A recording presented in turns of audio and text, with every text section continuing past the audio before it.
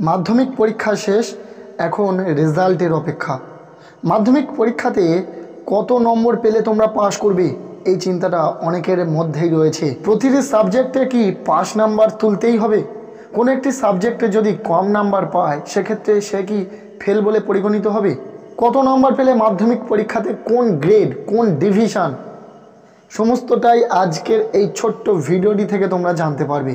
আমরা প্রত্যেকেই জানি মাধ্যমিক পরীক্ষাতে 100 নম্বরের পরীক্ষা হয়, 90 নম্বরের লিখিত পরীক্ষা এবং 10 নম্বরের প্রজেক্ট থাকে।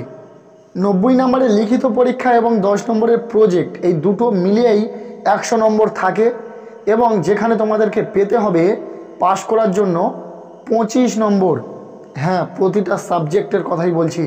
প্রতিটা সাবজেক্টে তোমাদেরকে পাস করার জন্য প্রতিটা সাবজেক্টে পেতে হবে মিনিমাম 25 নম্বর, তবেই তোমরা মাধ্যমিক পরীক্ষাতে পাস করবে। কোনো একটি স্টুডেন্ট হয়তো দেখা গেল প্রজেক্টে 10-এর 10 পাচ্ছে, সেক্ষেত্রে সেই সাবজেক্টের লিখিত পরীক্ষাতে তাকে পেতে হবে মিনিমাম 15টা নম্বর। 15 নম্বর পেলেই তার সাথে যোগ হবে প্রজেক্টের নাম্বার, টোটাল 25 নম্বর হলেই তাকে পাস করানো হবে।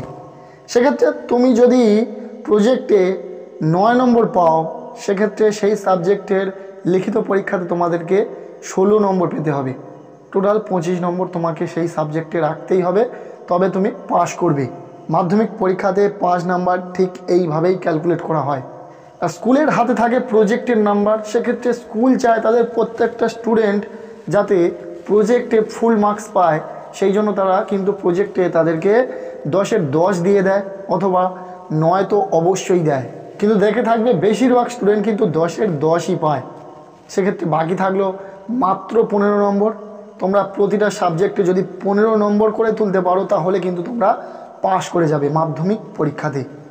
আর দেখা গেল লিখিত পরীক্ষাতে 15 তোলার কথা, কিন্তু সে 15 নম্বর পেলুনি, সে মাধ্যমিক পরীক্ষার খাতাতে 10 পেলো বা 12 নম্বর পেলো, সেক্ষেত্রে কি সেই স্টুডেন্ট পাস করতে পারবে? হ্যাঁ, অবশ্যই সেটা নির্ভর করবে যে টিচার তার খাতাটি দেখছে তার উপর, কেননা তিনি সহানুভূতির সাথেই খাতা দেখবেন এবং চাইবেন যে প্রতিটা স্টুডেন্ট পাস করে যাক। এবার স্টুডেন্ট যদি খাতাতে কিছু অন্তত লিখে আসতে পারে, স্যারেদের খাতাতে নাম্বার বসানোর যদি জায়গা থাকে, সেক্ষেত্রে কিন্তু সেই স্টুডেন্ট পাস করে যাবে। স্যারেরা তাদেরকে 2-1 নাম্বার গ্রেস নাম্বার হিসাবে দিয়ে তাদেরকে পাস করিয়ে দেওয়ার ব্যবস্থা করেন। আশা করছি ক্লিয়ার। তোমরা যারা মাধ্যমিক কোনো একটি বিষয়ে হয়তো পরীক্ষা খারাপ হয়েছে সেই নিয়ে চিন্তিত, সেই বিষয়টা আশা করছি তোমাদের ক্লিয়ার হলো। তোমরা প্রত্যেকেই পাস করবে। নেক্সট ভিডিওতে আমরা কত নাম্বার পেলে কোন ডিভিশন, কোন গ্রেড, সেটা নিয়ে আলোচনা করব। আজকের এই ভিডিওটি ব্যাস এতটুকুই। ভালো লেগে থাকলে লাইক করো, চ্যানেলে নতুন হলে চ্যানেলটিকে সাবস্ক্রাইব করে রাখো, ভিডিওটি বন্ধুদের সাথে প্রচুর শেয়ার করে দাও।